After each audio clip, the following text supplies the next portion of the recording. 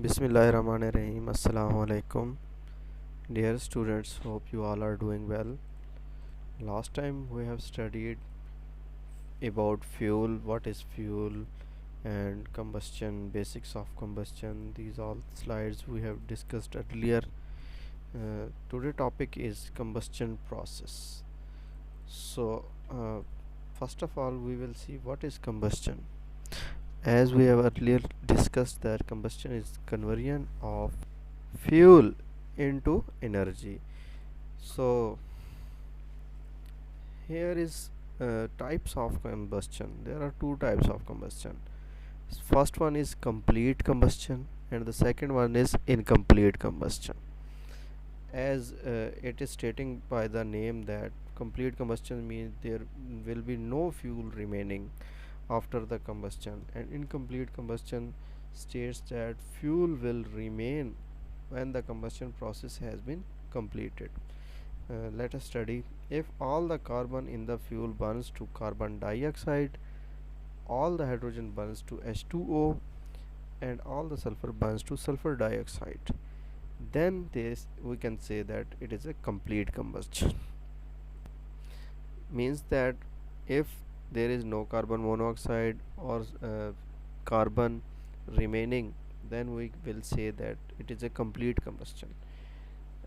On the other hand, if we see incomplete combustion, if the combustion products contain an unburned fuel, okay, means that if in the products there is some fuel which is not burned yet, or the compounds such as carbon, hydrogen, carbon monoxide, or OH group. Okay, if these compounds are present, then if these compounds are present in the product after combustion chamber, ठीक है, here is an example. You can see fuel and air are coming to the combustion chamber, combustion happened, and then the products leave. The reactants are these fuel and air, and the product is here. If in the products there is carbon dioxide, H2O, and oxygen, or these things, then we can say that it is a complete combustion process. As there is no carbon, no hydrogen, no carbon monoxide, no OH group, then it is a complete combustion. If any of these are present in the product, then we will say that it is not a complete combustion. Combustion is yet need to be happened. Okay, fuel is remaining.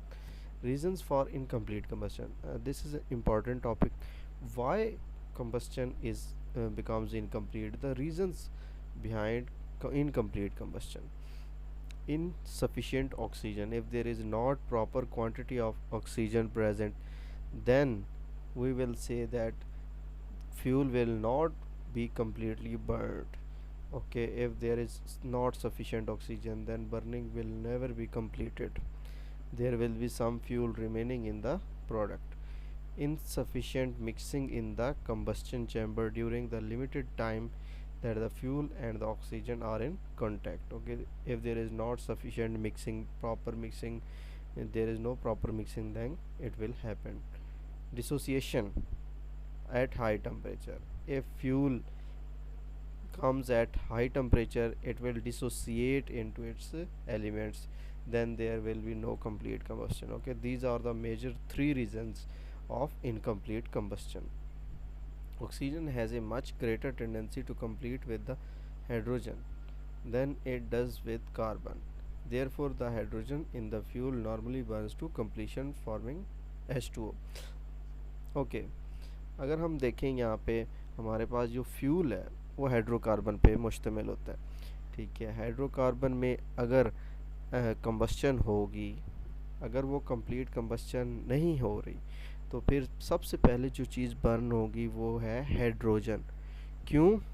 Oxygen की tendency ज़्यादा है hydrogen के साथ bond बनाने की, तो H2O पहले बनेगा. ठीक है, और अगर कार्बन मोनोऑक्साइड यहाँ पे आ रही हो तो इसका मतलब ये क्या है कि ये इनकम्प्लीट कंबस्शन हो रही है. तो आपने देखना ये है कि अगर इनकम्प्लीट कंबस्शन है तो उसकी ये थी तीन रीजंस यहाँ पे देखे हैं. तो सबसे पहले बनेगा क्या? H2O. क्यों? क्योंकि ऑक्सीजन की टेंडेंसी ज़्यादा है. Combustion process is complete if all the combustible compounds of fuel are burned to completion. एक कंबस्शन प्रोसेस तभी कंप्लीट होगा जब तमाम फ्यूल जो है वो बर्न हो चुका हो। किसमें? कार्बन डाइऑक्साइड, H2O या दीज एलिमेंट्स में। इसमें कोई कार्बन मोनोऑक्साइड, हाइड्रोजन, कार्बन और OH ग्रुप मौजूद ना हो। ठीक है जी। नेक्स्ट है थियोरेटिकल एयर और stoichiometric air. Minimum amount of air needed for complete combustion of fuel, also referred to as chemically correct amount of air और 100% theoretical air। अगर ऑक्सीजन की क्वांटिटी कम हो जाती है तो आपको पता है कि कंबस्शन कंप्लीट नहीं हो सकती, फ्यूल की क्वांटिटी रह जाती है प्रोडक्ट्स में। अगर हमने कंप्लीट कंबस्शन करनी है तो उसके लिए हमें एयर की या ऑक्सीजन की एक प्रॉपर क्वांटिटी चाहिए। जितनी क्वांटिटी हमें कंप्लीट कंबस्शन के लिए चाहिए उस क्वांटिटी को कहते हैं थ्योरेटिकल एयर। जितनी एयर हमें कंप्लीट कंबस्शन के लिए चाहिए उस क्वांटिटी ऑफ एयर को कहते हैं थ्योरेटिकल एयर।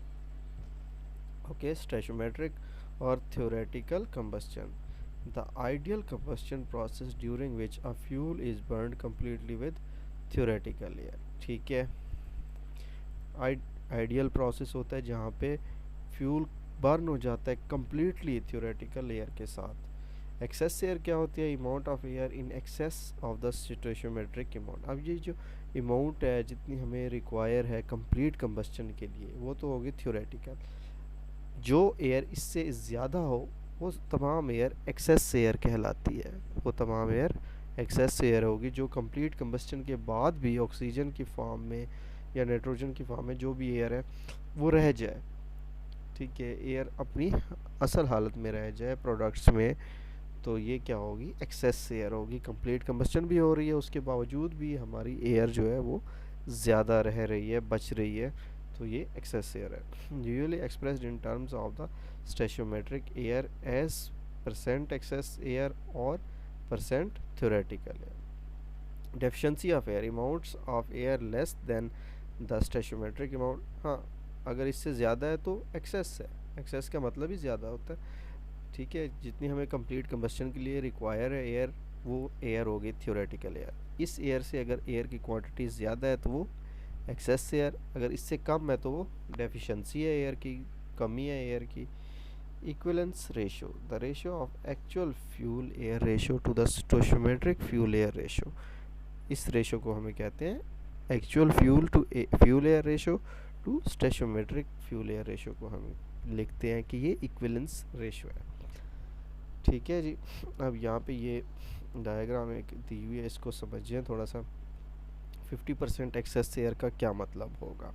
अगर हम कहते हैं कि सिस्टम में जो कंबस्टन चैम्बर है उसमें 50% एक्सेस एयर आ रही है तो इसका मतलब ये होगा कि ये 150% थ्योरेटिकल एयर है।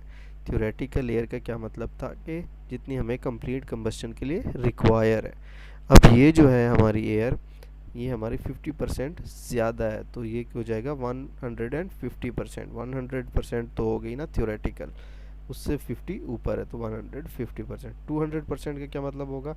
100 हो गई रिक्वायर जो थ्योरेटिकल है, एक्सेस ज़्यादा 200% इससे ज़्यादा है, इसका मतलब टोटल होगी 300%। 90% थ्योरेटिकल एयर। 90% का क्या मतलब है कि 100% होगा तभी कंप्लीट कंबस्शन होगी, तभी थ्योरेटिकल एयर होगी। 90% का मतलब है कि 10% डेफिशिएंसी है, 10% एयर कम जा रही है कंबस्शन चैम्बर में तो कंप्लीट कंबस्शन नहीं हो सकेगी।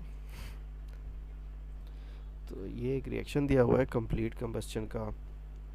मीथेन गैस को बर्न कर रहे हैं एयर की मौजूदगी में। एयर में आपको पता है कि नाइट्रोजन और ऑक्सीजन होते हैं तो ये उनकी दी हुई है रेशो, तो ये चेंज हो जाता है कार्बन डाइऑक्साइड, H2O और नाइट्रोजन में। नाइट्रोजन तो वैसे ही मौजूद रहेगी, इसके तो कोई कंबस्शन में इफ़ेक्ट नहीं हो रहा। तो नो अनबर्नड फ्यूल, कोई अनबर्नड फ्यूल नहीं है। कार्बन यहाँ पे आपको कार्बन मोनोऑक्साइड या कार्बन यहाँ पे आपको नज़र नहीं आ रही, कंप्लीट कंबस्शन है। No free oxygen in products, free oxygen भी यहाँ पे नहीं है, तो ये एक कंप्लीट प्रोसेस है। The complete combustion process with no free oxygen in the products is called theoretical combustion, यहाँ पे ऑक्सीजन भी, एक्सेस ऑक्सीजन भी नहीं है, ठीक है, ऑक्सीजन ही पूरी पूरी है, और हमारे पास कंबस्चन भी कंप्लीट हो रही है, तो ये कंप्लीट कंबस्चन है, थ्योरेटिकल कंबस्चन। ठीक है, आज तक के लिए इतना ही। Thank you. अगर कोई क्वेश्चन है तो आप लोग मुझसे पूछ सकते हैं। अल्लाह हाफिज़।